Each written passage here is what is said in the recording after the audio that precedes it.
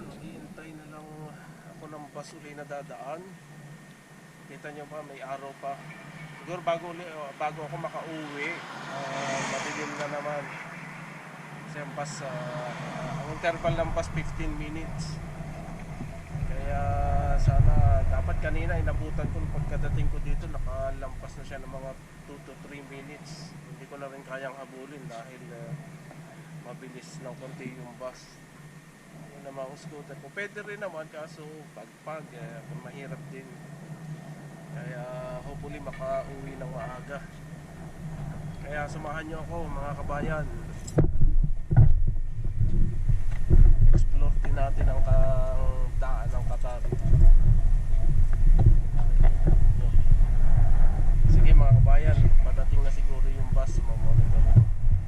Mamaya update ko kayo kung nasaan na ako. Okay, thank you.